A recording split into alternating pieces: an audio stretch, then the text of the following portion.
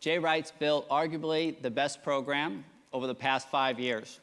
They've won 2 national championships, and he's built it on one word: attitude.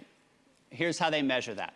Where is your mindset after something bad happens to you? And they create adverse situations in practice just to see people's response. They train the behavior, and that behavior was on full display in the 2016 National Championship game. Take a look. It's Barry, who had the hot hand from 3 in the first half. They're going to have to do something from the outside now. It's Page, off balance, puts it How did he do that? All right, so Jay's going to tell you what happened before that and right after. We'd blown a 10-point lead. We'd done a lot. We'd given up a 3 before that. The only thing you could do wrong on that play was give up a 3. We did it. And the guys were coming off the court, walking to the huddle, and they're all saying, attitude, attitude. Not one guy complaining, not one guy saying, do you believe that shot? And then we're in the huddle, and they're all just looking at each other like, it's what we do. Attitude, attitude is what we do. I didn't, if it could have ended right there, I would have felt like they had the greatest lesson in life. It didn't end right there. They go length of the court with Archie Diacono. 3 seconds at midcourt. Jenkins gives it to Jenkins for the championship.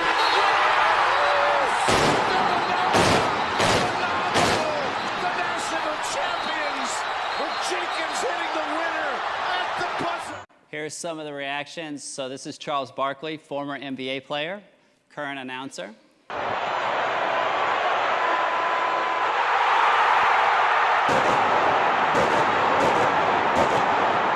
Here's the fan base back in Philly.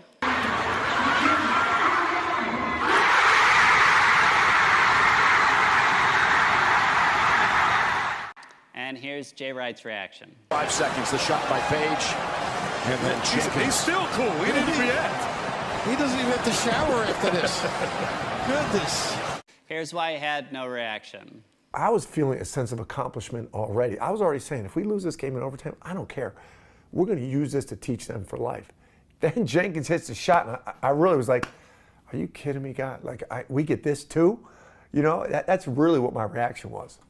The huddle was one of Jay's favorite moments in coaching, and one of the people that was in that huddle was Mikal Bridges. Now, when Mikal came to Villanova, they decided to redshirt him. No resistance, he bought into the plan. Then as a redshirt freshman, he came off the bench for the 2016 National Championship team, which you just saw. Sophomore year continues to get better, comes back for his junior year, and it was the first year that he took an interest in developing his teammates. They won another national championship in 2018, and then this happened. With the 10th pick in the 2018 NBA Draft, the Philadelphia 76ers select Mikal Bridges from Villanova University. That's Mikal's mom. Here's why she's so excited. We've got Mom here too, Tania. We love that celebration, and there's not a better storybook ending here. Tania worked for the Sixers. Mikal was a Philly kid.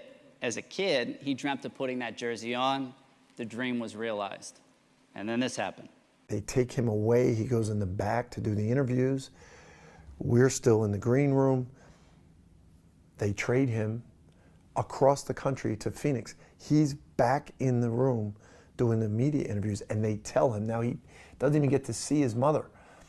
And finally, half an hour later, we all get back together again, and he said, hey, you know, they just told me, it's a business. And he just looked at me and said, attitude, coach. This is next play. Which shows how deep that word runs in that program. And when you have a leader that handles adversity like that, the influence on the locker room is incredible. Part of the reason why that year's team was nominated as best team by the ESPYs.